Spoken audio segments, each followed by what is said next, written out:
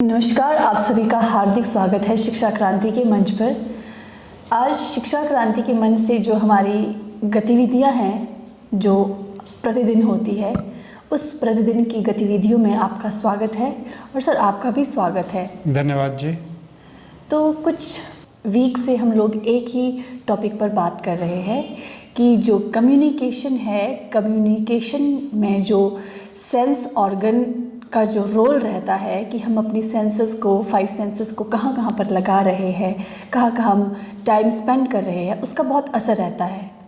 तो सर, आज का जो प्रश्न है, हाँ, एक class Satyan school of languages के एक छात्र ने आपसे पूछा है कि क्या जो सेंस ऑर्गन्स से हम लोग इंफॉर्मेशन और डेटा लेते हैं, क्या डेटा सेंस ऑर्गन्स तक ही सीमित है या उससे आगे भी जा सकता है? देखिए, जो अभी हम कह के हटे हैं कि प्रूरिएंट का मतलब सेंशुअल होता है। सेंशुअल का मतलब सिर्फ यह नहीं कि वह काम वासना से संबंध रखता हो। सेंशुअल का मतलब यह भी है कि अगर मान लीजिए हम आप किसी किताब पे चर्चा कर रहे हैं और हम ज्ञानवर्धक हमारा वार्तालाप हो रहा है और हमें सुनने और देखने के बाद जो भी कोई दर्शक इन बातों पर अमल नहीं करते हैं या चिंतन मनन नहीं करते हैं या फिर वो इतने प्रेरित हो जाते हैं कि हमें सुनते हैं, लेकिन वे केवल हमें अपने कान से सुनते हैं और ध्यान से नहीं सुनते हैं। यानी कान से सुनते हैं मतलब अपनी सेंस ऑफ हियरिंग से सुनते हैं, अपनी ज्ञान इंद्री से सुनते हैं, सुनने की ज्ञान इंद्री से सुनते हैं, लेकिन ध्यान से नहीं सुनते हैं। अर्थात जो भी वो सुनते हैं उसको आत्मसात नहीं करते हैं, उसे वह इंटरनलाइज नहीं करते, इम्बाइब नहीं करते हैं, उसका आत्मावलोकन नहीं करते हैं। तो समझ लीजिए कि वो भी हमारी दृष्टि में सेंशुअल ही हो गए, एक तरह से वो कामी ही हो गए। यानी उनमें अच्छी कामना है। वैसे तो सारी अच्छी कामनाएं होती है, लेकिन कुछ एक कामनाएं अच्छी नहीं होती। जैसे हम बच्चों को कहते हैं कि आपको प्रूरिएंट नहीं होना है क्योंकि आपको डिस्ट्रैक्शन होगी। आप बहुत ज़्यादा अगर अनवांटेड या अडल्ट कंटेंट्स सोशल साइट्स पे या यूट्यूब चैनल पे देखते हैं तो इसका सीधा सीधा असर आपकी स्मरण शक्ति पर पड़ता है, सीधा सीधा असर आपकी मेमोरी पर पड़ता है, दिमाग पर पड़ता है, आपके मानसिक स्वास्थ्य पर पड़ता है। तो हम उन लोगों को भी सेंशुअल कहते हैं, प्रूरिएंट कहते हैं, उनको भी हम कामी कहते हैं, उनको भी हम पहचान संकट से त्रस्त कहते हैं, जो हमें सिर्फ और सिर्फ सुन रहे हैं और जिन्हें हमें सुनना अच्छा लग रहा है। अच्छा कहाँ से लग रहा है? जब वो अपनी कान की इंद्री से, यानी ज्ञान इंद्री, कान रूपी ज्ञान इंद्री से जब हमें सुन तो रहे हैं, लेकिन वो ध्यान से नहीं सुन रहे हैं। ध्यान का मतलब है कि वो मंथन नहीं कर रहे, चिंतन नहीं कर रहे हैं, आत्मसात नहीं कर रहे हैं। तो इन अर्थों में मैं कहना चाहूँगा कि जितनी भी हमारी इंद्रियां होती हैं, जब आप कम्युनिकेशन स्किल्स सीखते हैं तो सबसे पहले आपको अपनी इंद्रियों का ध्यान रखना होता है। इंद्रियों का ध्यान रखने का मतलब है आपको अपनी इंद्रियों पर संयम होना चाहिए, और जो आप इंद्रियों के माध्यम से देख रहे हैं या सुन रहे हैं या फिर स्वाद चख रहे हैं, उनका सीधा सीधा असर सबसे पहले हमारे दिमाग पर पड़ता है। वो हमारे मानसिक पटल पर वो चीज़ें अंकित हो जाती हैं। उनका जो प्रभाव है वह हमारी मनोस्थिति को बनाता है, बिगाड़ता है। जो भी हमारी इंद्रियां देखती हैं, सुनती हैं, उनसे ही हमारी मनोस्थिति का निर्माण होता है। और हम अच्छे हैं या बुरे हैं, यह हमारे काफ़ी हद तक मनस्थिति पर निर्भर करता है, हमारे विवेक पर निर्भर करता है, हमारी बुद्धिमत्ता पर निर्भर करता है। तो इसीलिए हम सबको कहते हैं कि सेंशुअल केवल वही व्यक्ति नहीं है जिसका काम वासना की ओर ध्यान है। सेंशुअल का मतलब है जो इंद्रिय संचालित है, कि अगर मनुष्य सिर्फ और सिर्फ सुनने के लिए सुन रहा है, उस पर अमल नहीं कर रहा है, तो हमारी नज़रों में वो सेंशुअल है, हमारी नज़रों में वह कामी है। प्रश्न उत्तर के साथ साथ मैं आपकी एक टॉपिक पर डिस्कशन भी चाहती हूँ। जैसा कि कम्युनिकेशन स्किल के 4 मोड्स है: listening, writing, speaking and reading. तो जो मोड ऑफ लिसनिंग है, आपने वन ऑफ द लेक्चर्स जो आपने हमें डिलीवर किए उसमें कहा है communication skill is more about speaking less and less about speaking मोर। जब आप मोर अबाउट स्पीकिंग लेस है तो इसका मतलब यही हुआ कि आपको ज़्यादा सुनना है। जब हम सुन रहे हैं किसी भी चीज़ को, आपकी वीडियोस देख रहे हैं या किसी और की भी सोशल प्लेटफॉर्म पर हम मीनिंगफुल ही वीडियो देख रहे हैं, तो हम किस तरह से सुने और किस तरह से सुनना हमारे एक्टिव लर्निंग के प्रोसेस के लिए हितकारी होगा। देखिए, जब हम कम्युनिकेशन स्किल की बात करते हैं तो कम्युनिकेशन स्किल में हम 4 मोड्स की बात करते हैं, और जो कि उनमें से सबसे प्रमुख है, या कहूँगा कि सारी प्रमुख है, और उनमें से एक है लिसनिंग, यानी श्रोता होना। कोई भी मनुष्य तब तक अच्छा वक्ता नहीं हो सकता जब तक वह अच्छा श्रोता नहीं है। अगर आप अच्छे श्रोता हैं तभी आप अच्छे वक्ता बन जाएंगे। और सुनना एक बहुत बड़ी कला है। सुनना एक इतनी बड़ी कला है, मैं अक्सर कहता हूँ कि आज का जो समय है, हम मुंह से बोल रहे हैं, रूह से नहीं, और हम कान से सुन रहे हैं, हम ध्यान से नहीं। जब हमारे सुनने में ध्यान जुड़ जाता है तो मुझे लगता है कि वास्तविक वही श्रवण होता है। और जितना भी हम शास्त्र अर्जित करते हैं या शास्त्रोक्त ज्ञान अर्जन करते हैं, शास्त्रोक्त सृजन करते हैं, वह तब तक संभव नहीं जब तक हम उसका श्रवण नहीं करते, मनन नहीं करते, चिंतन नहीं करते। अगर आपको सृजनशील होना है तो सबसे पहले मुझे लगता है कि आपको श्रवणशील बनना पड़ेगा, यानी आपको श्रवण कुमार ज़रूर बनना पड़ेगा, आपको अच्छे श्रोता बनना पड़ेगा।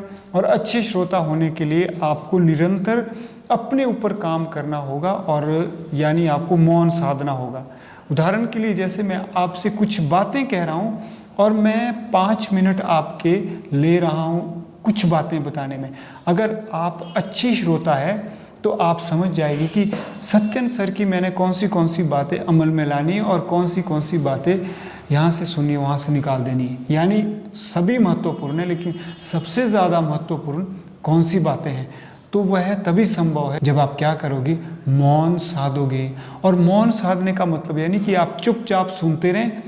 आप मुझे सुन रहे हैं, लेकिन आपका दिमाग कहाँ जा रहा है? लाइब्रेरी जा रहा है, मार्केट जा रहा है, या चने खाने जा रहा है, या फिर कुछ बेचने जा रहा है, और आपका माइंड इधर उधर जा रहा है, घूम रहा है। वह नहीं है। मौन साधने का मतलब होता है कि हमें प्रयास करना है कि हमारा मन भटके नहीं। चैटर बॉक्स हमारा मन होता है जो कि चैटरिंग चल रही होती है, दिन रात चल रही होती है। उसको कैसे हमने शांत करना है, उससे हमने कैसे निजात पानी है। अगर हमने वो चीज़ सीख ली, यानी अगर हमने मौन साधना सीख लिया, तो हम अच्छे श्रोता बन सकते हैं। अगर अच्छे श्रोता बन गए तो अच्छे वक्ता भी बन जाएंगे। तो जो आपने कहा कि हम कैसे अच्छे श्रोता बन सकते हैं, अत्यंत आवश्यक है कि आप 24 घंटे में से 5 मिनट कम से कम निकालें, जिसमें आप शांत हो जाएं। असंभव लगता है कि निर्विचार होना, लेकिन अगर आप 5 मिनट की मेडिटेशन में 5 सेकंड भी निर्विचार हो गए तो मुझे लगता है आपका काम हो गया।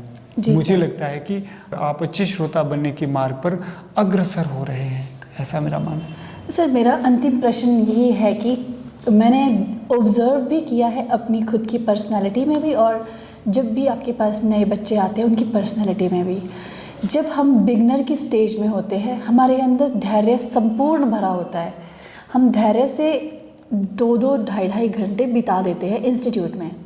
परंतु जब बात आती है एक्सप्रेशन की, हमने क्या समझा, जो आप अक्सर कहते हैं कि आप क्या समझे क्लास से, जैसे कि आज क्लास में भी हुआ, तो बच्चे कहते हैं मुझे समझ तो आ गया है पर मैं उसको बयां नहीं कर सकता है जी। और वही कैटेगरी अगर उनकी ली जाए, जो आप कहते हैं कि मॉडरेट बच्चे हैं, लर्नेड हो गए, उन्हें कुछ काफ़ी समय हो गया है, तो जब वो लोग अपनी बातों को एक्सप्रेस करते हैं तो उनके भीतर कहीं लगता है कि कहीं धैर्य की कमी है, वो चुप ही नहीं होते हैं। तो सर, इन दोनों सिचुएशंस में आप बताएं कि लिसनिंग का रोल क्या है और लिसनिंग को किस तरह से एक्टिवली इन दोनों के लिए हेल्पफुल बताया जा सके। लिसनिंग को इन 2 कैटेगरीज में, जो कि बिल्कुल बिगनर है, वो कुछ भी एक्सप्रेस नहीं करना चाहती है, सिर्फ और सिर्फ सुनना चाहती है, और दूसरी कैटेगरी है जो थोड़ा सा सीख चुके हैं, वो कुछ भी सुनना नहीं चाहते, वो सिर्फ बोलना नहीं चाहते हैं। बहुत अच्छा प्रश्न आपने पूछा है। जब भी कोई विद्यार्थी यहाँ पे आते हैं what we do, we initiate them into the process of learning. हम डायरेक्ट कम्युनिकेशन और कंसेप्चुअल कम्युनिकेशन सिखाते हैं। डायरेक्ट कम्युनिकेशन को हम कॉन्टेक्चुअल कम्युनिकेशन भी कह सकते हैं, यानी हम उनको बताते हैं कि सिर्फ आपको वो बातें बतानी हैं जो रोज़मर्रा की ज़िंदगी में प्रयोग की जाती हैं, उपयोग में लाई जाती हैं। यानी आपने चलना फिरना, उठना बैठना, खाना पीना, जाना आना, इस तरह की बातें ही आपने अपने व्यवहार में लानी है और आपने एक फ्लुएंट बनना है। आपने धारा प्रवाह से किसी भाषा में बात करनी सीखनी है, उसको बोलते हैं हम डायरेक्ट और कॉन्टेक्चुअल कम्युनिकेशन। आप कह सकते हैं कि कॉन्टेक्ट कम्युनिकेशन और कॉन्सेप्ट कम्युनिकेशन, ताकि बच्चे कंफ्यूज ना हो। मैं कहना चाहूँगा ताकि आप गलत ना समझें, कॉन्टेक्ट कम्युनिकेशन और कंसेप्ट कम्युनिकेशन दो तरह की। जो कॉन्टेक्ट कम्युनिकेशन का मतलब होता है कि हर रोज़ आपको संपर्क साधना होता है, हर रोज़ आपको किसी न किसी से कम्युनिकेट करना होता है, तो उस स्तर पर आपको कोई कंसेप्ट तो बात नहीं करनी है ना, उस स्तर पर आपको कोई बड़े बड़े विषय वस्तु पर चर्चा तो नहीं करनी ना। आपको सिर्फ ही आपको संपर्क साधना है, ना कि आपको बड़े गंभीर विषय पर वार्तालाप करना है या चर्चा करनी है। तो जो एक पहला स्तर है, अगर बच्चा उस स्तर में सही तरह से, अगर उस बच्चे ने कॉन्टेक्ट लेवल पर, डायरेक्ट लेवल पर कम्युनिकेशन स्किल को सीखा है, तो वह कंसेप्चुअल लेवल पर जब जाएगा तो मुझे नहीं लगेगा कि वो फिर बोलना ही चाहेगा, उसमें सुनने का भी पेशेंस होगा। जो आपने कहा कि एक वर्ग ऐसा तैयार हो जाता है, और आप देखेंगे भी सोशल मीडिया में, इसमें तो आप देखेंगे कि मान लीजिए कोई डिबेट हो रही है, तो एक स्तर डिबेट का वो हो जाता है कि जिसमें हम शब्द मर्यादा को छोड़ देते हैं, हम गाली गलौज पर उतर आते हैं, हम चाहते हैं कि हमारा पक्ष ही ऊपर रहे, दूसरों का पक्ष हम सुने ही नहीं। तो वह स्थिति तब आती है जब किसी ने संप्रेषण कुशलता को सही मायनों में नहीं सीखा है। अगर उसने संप्रेषण कुशलता को स्तर के साथ सीखा है, यानी मर्यादा के साथ सीखा है, यानी अच्छे शिक्षक से सीखा है, मुझे नहीं लगता कि वो फिर बात आती है, मुझे नहीं लगता कि फिर वह नौबत आती है कि वो जो सीख जाते हैं फिर वो बोलना ही शुरू कर देते हैं। तो अगर ऐसा हो रहा है तो मैं तो यही कहना चाहूँगा कि आप क्या करें, सबसे पहले आप ध्यान दें कि आप डायरेक्ट कम्युनिकेशन कैसे करें और आप कंसेप्चुअल कम्युनिकेशन कैसे कर रहे हैं। प्रश्न था कि शिक्षा क्रांति मंच पर अगर आप भाषा सिखा रहे तो भाषा में इस संवाद का क्या औचित्य है। तो भाषा सिखाने का मतलब है हम संप्रेषण कुशलता सिखा रहे, हम कम्युनिकेशन स्किल सिखा रहे हैं। और किस तरह की कम्युनिकेशन सिखा रहे हैं? डायरेक्ट एंड कंसेप्चुअल, डायरेक्ट और कंसेप्चुअल कम्युनिकेशन सिखा रहे हैं। जी सर, इसी के साथ आपका बहुत बहुत धन्यवाद कि आपने हमें अपना कीमती समय दिया और अपने विचार हमारे साथ साझा किए। व्यूअर्स, आज के लिए इतना ही। जो आज की समरी है वो इस प्रकार से निकल कर आई है कि our personality comprises major portion of mind set. और जब माइंड सेट की बात आती है तो mind is not an organ, यह कहीं से भी इंफॉर्मेशन ले सकता है और अपने अकॉर्डिंगली उस इंफॉर्मेशन को फ्लेक्सिबल बना सकता है। जी बिल्कुल सही कहा आपने। देखा, जैसे जो मन होता है, मन कोई एक अंग नहीं है। मन इस तरह से नहीं जैसे कान है, जैसे नाक है। जो अंग है वो ब्रेन है। हाँ जी, ब्रेन है जिसमें बहुत सारे पानी है, ब्लड है, बहुत सारी चीज़ें हैं ब्रेन में। लेकिन जो मन है वह तो एक अवस्था है, अनेक विचारों की अवस्था है, स्मृति की अवस्था है, स्मरण की है, यादों की है, भूतकाल की है, भविष्यकाल की है। मन में बहुत कुछ हो सकता है। मन एक अवस्था है, विचारों की अवस्था है, स्मृति की अवस्था है, स्मरण की अवस्था है, भूतकाल की अवस्था है, भविष्य की अवस्था है। और वो अवस्था कई बार इतनी जम जाती है और हमें ध्यान ही नहीं रहता है, हम उस अवस्था से चलायमान होते हैं। जब हम उस अवस्था से, उस मन से संचालित होते हैं, तभी हम बड़ी बड़ी भयंकर भूलें करते हैं। इसीलिए उस अवस्था को समझना होगा, उस अवस्था को अपना मित्र बनाना होगा।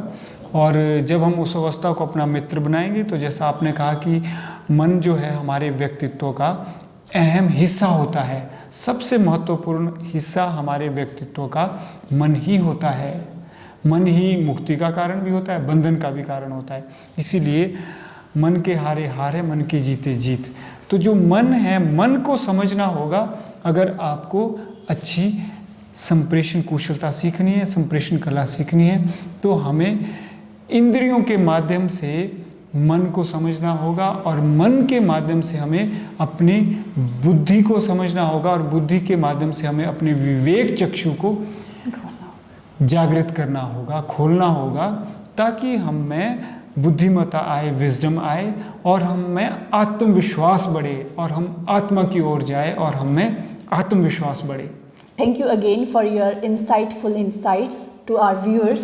So, viewers, we should take care of our mind because mind regulates our brain. So, don't fear, be aware and just learn and do active learning. And thank you for being with us and Jai Hind, Jai Bharat, Jai Vishwa.